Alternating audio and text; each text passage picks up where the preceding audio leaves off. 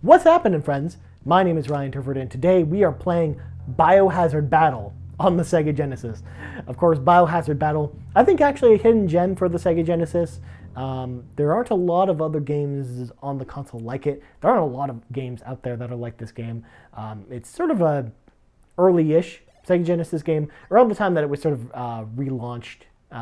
This is actually one of the titles that came out around that period, just like Alien 3, which you would have seen already as well on Classic Wednesday. So we're going to play Biohazard Battle. Now, you saw that there's a character select screen. The characters that you select are weird bug and organic looking things, as you can tell. The differences between them are more than just cosmetic, because basically this game is similar to a game like R-Type or Gradius, like it's a bullet hell game almost. And you, depending on your character, when you pick up these orbs to get upgrades or new powers, those powers will be different depending on whatever character you've chosen. So for example, with this character, the red shot here is a homing shot, and I believe on other characters it's like a bomb shot or something. The reason I select this purple character is just it has more, like its weapon toolkit is actually more of my sort of play style. So things like the homing shot here, or the blue weapon there gives you some powerful energy blasts. The yellow one gives you sort of a railgun kind of thing. And then the green is what we saw earlier. It just gives you the standard sort of extra set of shots, similar to something like R-Type, which is pretty cool on its own. Of course, you'll actually probably see me actually using the red homing shot a lot, simply because it helps with levels like the next one, which we're actually going to get to level 2, because especially with this shot, it allows you to hit at certain angles that you normally wouldn't be able to hit at with your standard laser or some of the other lasers. Plus, we don't necessarily need the extra power just yet. The other weapons are actually more useful in the later levels, like the forest level or the organic cave level, which is like being in some dude's stomach. It's really weird game, trust me. I mean, it's called Biohazard Battle, okay? It's a weird game. All right, so here we go, stage 2. So we're in the city. Of course, the city's been destroyed by big sperm enemies and giant robots, because why not? You'll notice pretty quickly, of course, just the way I'm using the homing shot here, that it is probably the most useful weapon in this particular level, just because of the angles that certain enemies will attack you at, as well as there are some big pitfalls in this level that you really got to watch out for, which can pose some serious problems. So if I go quiet for a second, I do apologize, but that is part of the deal here, because there's a lot of shit that can kill you in this game, and you do have to concentrate at least a little bit. Like those little orbs there, I almost just died there. So, all right, so there's going to be a robot that comes along here, basically like a robot tram system that we got to watch out for. Of course, we got more like bees or flies or whatever the fuck those things are. So we got to sort of get under here. It's better to sort of stay on the bottom, I find, just because there's a part coming up here that is pretty notorious if you are sort of on top. Like right there, we would have just been caught in there, sort of in a stun lock, which is very annoying. So we're out of the train area and sort of heading to the skyscrapers where these like slugs are climbing up the, again, weird game. So we're killing these slugs basically. We're getting close to the boss actually, but there's like a bunch of rubble here. Of course, this rubble area is actually very annoying if you don't have the homing shot, because those worm enemies are really tough to hit coming out of the ground if you aren't able to properly aim the homing shot. So here we go. So we got the boss. This is really our first boss. He seems easy to beat, but then he turns into whatever the fuck this thing is, and he can be a little more complicated. Of course, since we have the homing shot is our friend against this guy, and, well, he goes down pretty easily without a fight. And if we had some of the other weapons, we'd be doing more ducking and weaving, which can be very annoying against that particular enemy. It's very, very hard to aim at him, that's for sure.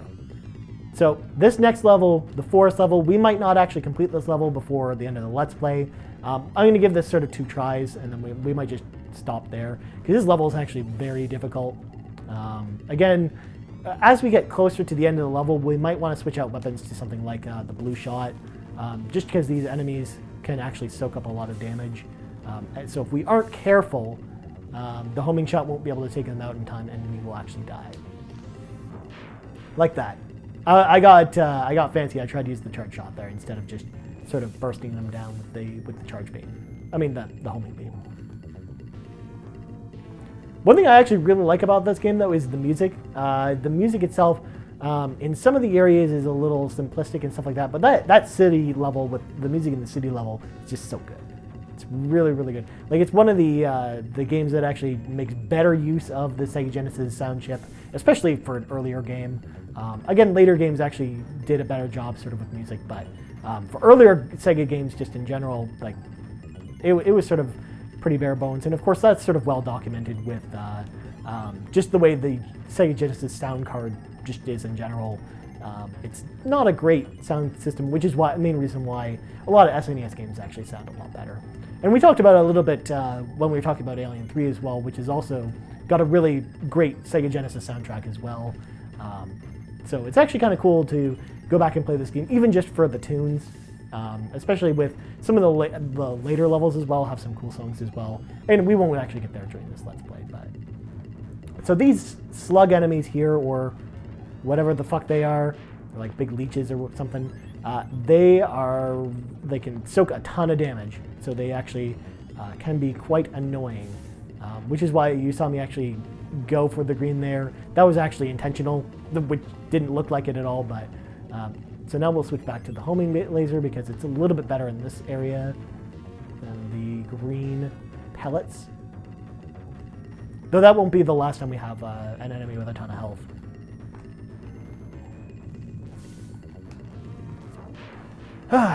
Well, I let out that sigh because I died. And if you die in this game, you have to start the level over because video games in the 90s, you gotta just start over. So we're gonna give this one more shot, just to see if we can beat this again. This is a level that, this is sort of where the difficulty really spikes. So a lot of newer players especially don't make it past this point at all. This is usually the level that kills new players, but I'm usually able to beat it, but there are a lot of times where I just can't, no matter how many times we go back to it. So as you can see, I'm sort of just ducking and weaving around these enemies. Again, I just grabbed the homing laser because it's just a little bit easier to track these guys, even if it really doesn't do a ton since we don't have any more upgrades. Like, look, we're just sitting there pelting him with nothing. But it is better against like these dragonfly enemies and the plants. It's a lot better against the plant enemies as well. And then we'll probably switch out when we see we're getting closer to the slug again. And we don't even really have to worry about that thing. We just got to get out of the way of it. Because you don't really have an advantage for killing enemies. They don't really drop any power-ups or anything like that. The power-ups in the stages just come naturally. So you're really just killing enemies for high score, basically. There we go. So we upgraded our shot just a bit.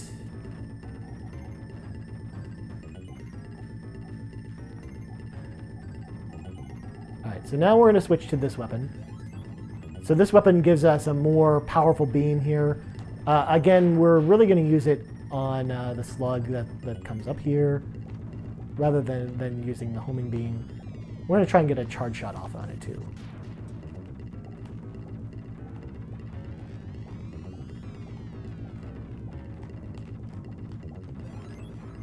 Oh, motherfucker. Well, that didn't go as well as planned. So let's see if we can actually make it out of this.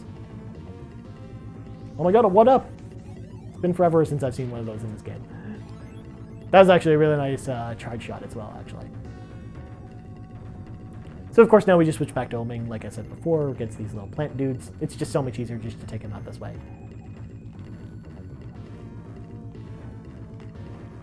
Oh man. There was just that tiny room to breathe, and I just did not navigate that properly. Alright, can we make it to the end of this stage, ladies and gentlemen? Will we see the boss? I sure hope so, because it's a really weird boss. And of course you got this thing, whatever the fuck this crab thing is.